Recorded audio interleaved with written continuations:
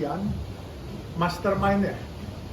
Karena pelaku mendapatkan katanya setiap konten 500.000 untuk memfitnah saya dan keluarga saya. Oleh sebab itu, kasus ini akan berjalan terus dan saya mengapresiasi teman-teman di unit cyber Polda Metro Jaya, dan ini tetap akan kami teruskan sampai pengadilan. Dan saya sudah bicara dengan saudara A yang bersangkutan yang sudah ditangkap oleh Polda, dan di situ terdapat informasi ada beberapa orang, yaitu informasinya SPNA, terus ada juga APY, terus ada juga Tango Oscar, ada juga Bravo Hotel Tango Oscar. Jadi 4 orang ini harusnya digali. Sebab kalau tidak digali, saya juga khawatir kalau tidak buru-buru, ini karena menurut saya ini pesohor-pesohor. Kondang mempunyai dana yang banyak, saya khawatir saudara A ini mungkin takutnya lenyap. Ini, ya kan, dilenyapkan karena ini saksi kunci. Nah, mudah-mudahan polisi juga bisa menjaga saksi kunci ini. Nah, untuk detail penjelasannya mungkin dari teman-teman lawyer, silakan. Jadi menambahkan apa yang tadi sudah disampaikan oleh Bapak Haji Muhammad Yusuf Hamka terkait orang yang menyuruh melakukan, karena sudah ada pengakuan bahwa dia disuruh, inisialnya senior Pak Haji, atas kalau di keterangan dia di kepolisian dalam status tersangka, dia menyebutkan disuruh ada seorang yang dipanggil senior. Saya mohon kepada unit 2, subdit 2 Cyber Polda Metro untuk didalami siapa aktor intelektual di belakang ini. Karena yang namanya Don Plager yang menyuruh melakukan tindak pidana bisa dikenakan pasal 55 KUHP. Kami ingin penyidik bersikap profesional dan juga cepat untuk bisa mengungkap siapa orang yang menyuruh melakukan ini, karena narasinya sangat serius.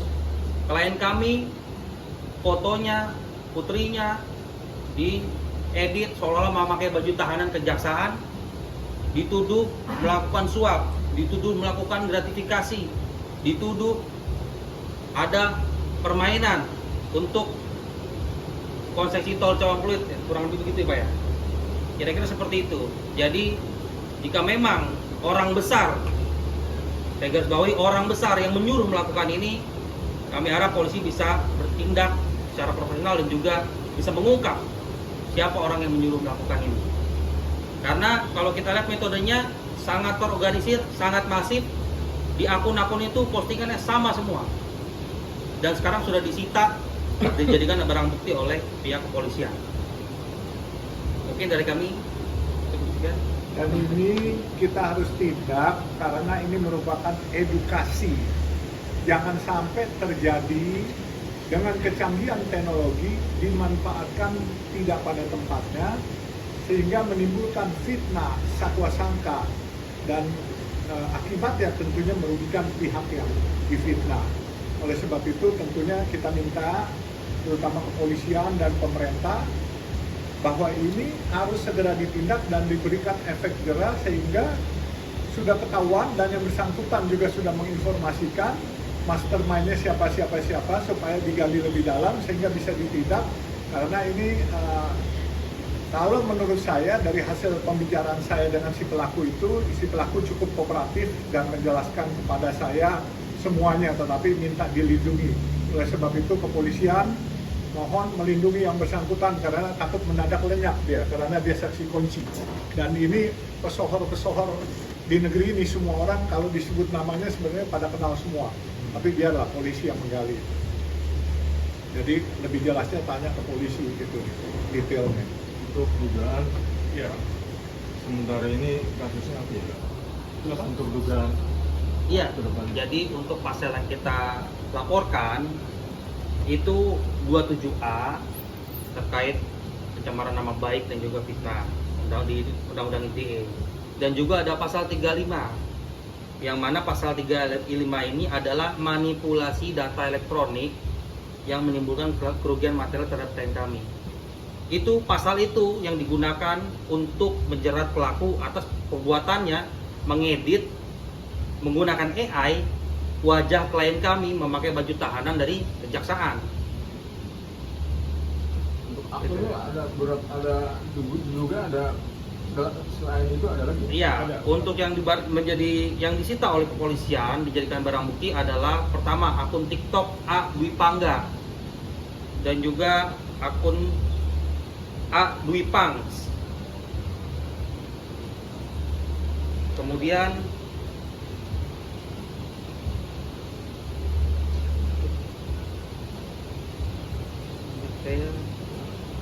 Ada tiga.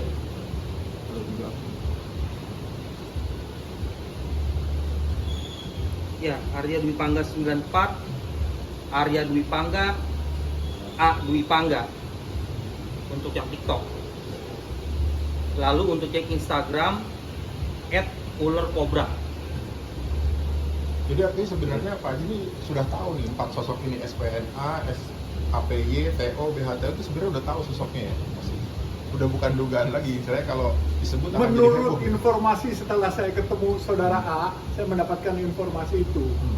Ya tapi kan saya kan harus minta kepolisian menggali. Ya semua harusnya ya kita tahu sih, cuman ya silakan teman-teman menggali ke kepolisian. Sudah diakui semua.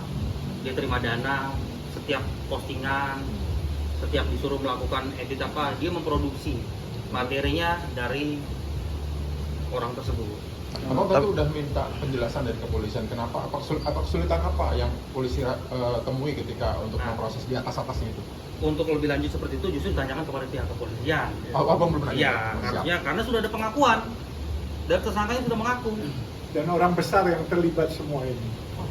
Tujuannya apa sih kalau boleh tahu tujuan mereka melakukan hal tersebut sih Bang, mungkin Bang? Karena saya kan lagi nuntut seseorang nih.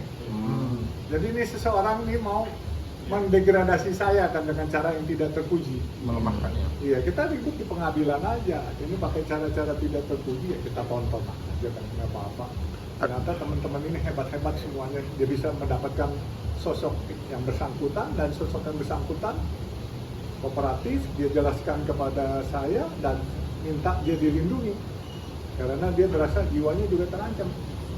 Ya saya udah minta dari kepolisian untuk Si pelaku itu juga sudah terima ancaman berarti? Ya sepertinya begitu. Pelakunya ya kesian anak muda sudah kurang lebih 30-35an lah ya umur 30. Ya ini juga ini Pak Haji, edukasi untuk anak muda. Ya jangan mudah jangan tergiur untuk kalau disuruh ya untuk merekayasa ya kan menjelekan seseorang atau memfitnah seseorang lewat media sosial. Karena ketidakmengertian juga bisa jadi ya. Karena ketidakmengertian itulah dimanfaatkan orang lain. Kalau ini modusnya udah pasti Pak Haji sedang berperkara dan perkara besar Pak Haji. Jadi ada indikasi ya kan? Ada indikasi persoalan ini diserang Pak Haji. Ya. Klien saya diserang untuk ya mungkin membudayakan konsentrasi ya kan terhadap kasus yang sedang dijalani.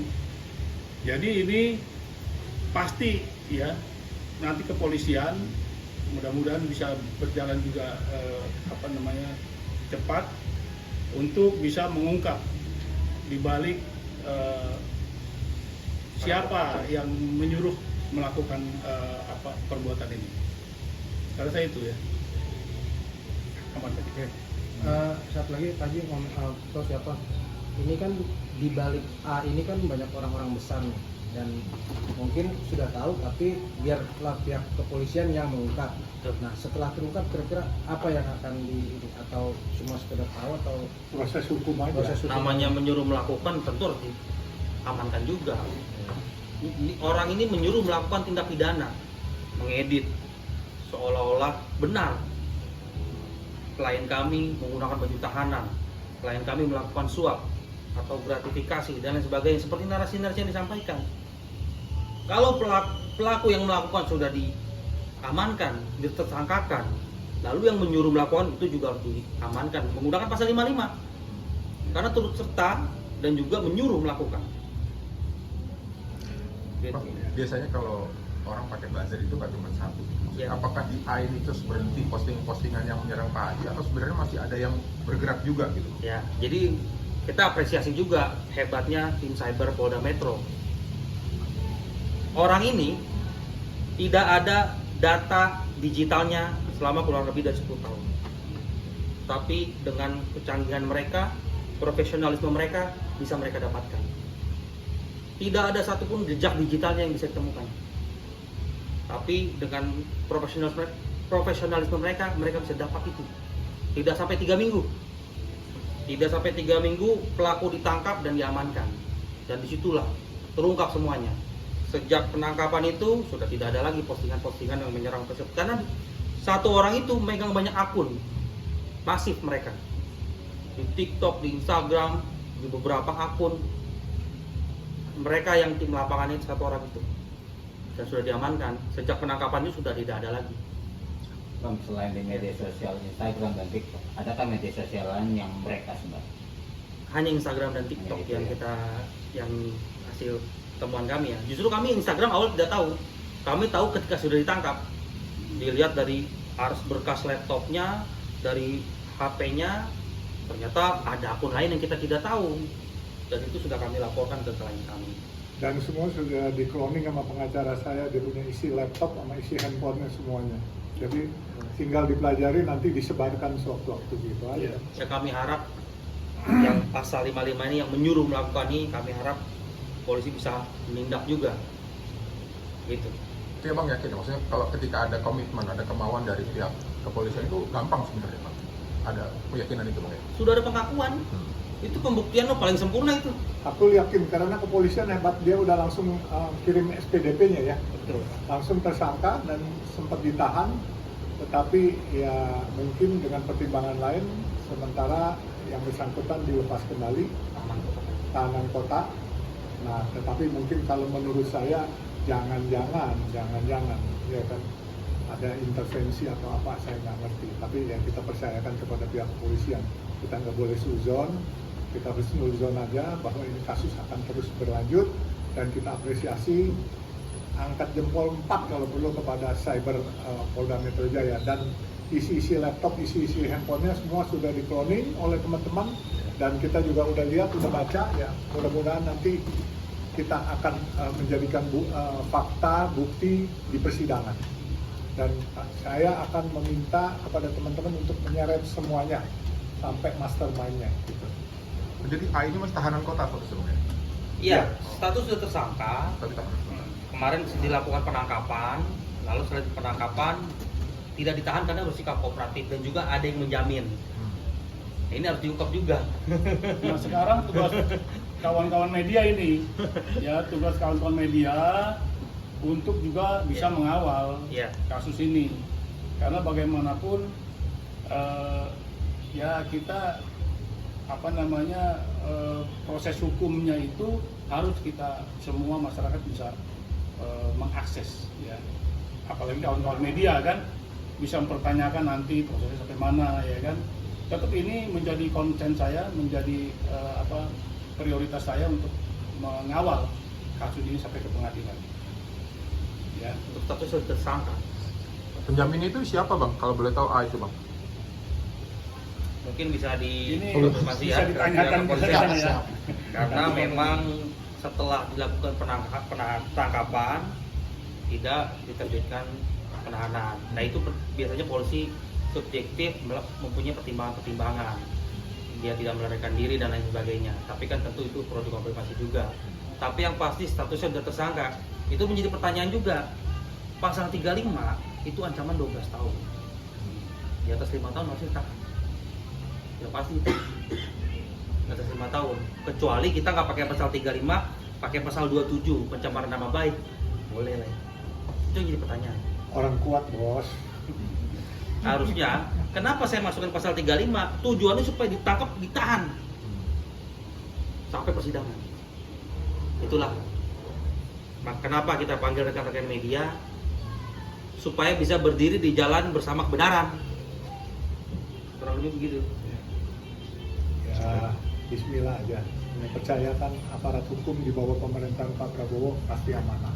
Tentunya teman-teman kepolisian yang profesional ini kita harus apresiasi dan beri kesempatan, karena kasus ini tidak akan berhenti dengan begini saja, dan unit cyber pun juga sudah menjanjikan ini tetap lanjut dan digali lebih dalam. Ya, orang-orang ini yang menjadi mastermind-nya selain orang besar, duitnya banyak, pesohor, ya tentunya ada beberapa korlap-korlapnya yang menjadi pegawai di BUMN juga, ya. Terus ada korlap yang lain juga yang tugas di badan keuangan lah di pemerintah. Ya, bismillah lah, nanti teman-teman juga pasti tahu sendiri lah bocorannya. Ya. Mungkin ke orang-orang juga yang mencari uang dari memfitnah dan menjelek-jelekan orang lain gitu mungkin. Kan banyak yang jadi buzzer-buzzer di luar sana yang mungkin juga dikasih order lagi mungkin oleh orang-orang. Pesan saya,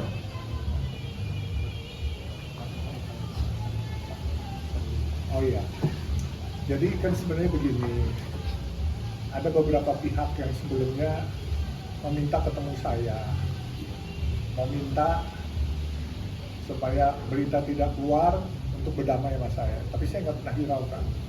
Buat saya ini pasti ada konsekuensi hukum kalau mereka memfitnah atau konsekuensi dosa secara agama. Bahkan yang saya sesalkan, mereka sudah mulai menyerang buzzer-buzzer itu terhadap SARA, ya, seolah-olah pakai nama mualaf, ya, agama. Nah, ini bahaya, ya.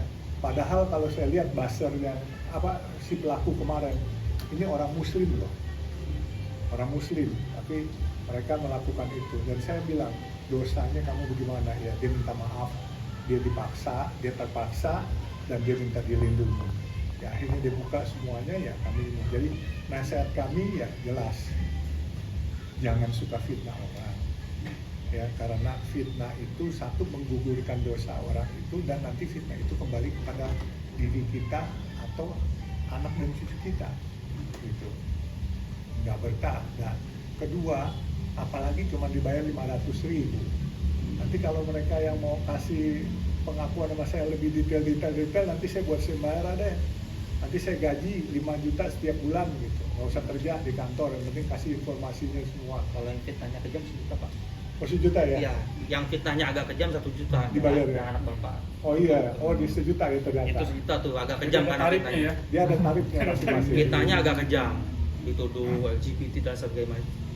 Kira-kira seperti itu. Ya saya macam-macam lah dia tuduh, tapi saya menikmati kok. Buat saya makin begitu sebagai orang beragama itu makin menggugurkan dosa saya yang pertama. Kedua, paling enggak makin populer saya. Apalagi sekarang udah ketangkep ke orang. Dan ini fitnah. Ya kan semua mata bisa tahu yang benar yang mana. Ini kan ada yang panik karena ngebobol perusahaan yang saya kelola. Nah, sekarang sedang diuber oleh tim lawyer saya, lalu ingin memframing, mendegradasi untuk supaya dia bisa lolos. Insya Allah nggak akan lolos, karena saya pasti apa yang saya gugat, saya tuntut itu adalah hak kami. Kami nggak pernah mengambil hak orang lain. Itu. Ya. Terima kasih. Terima kasih.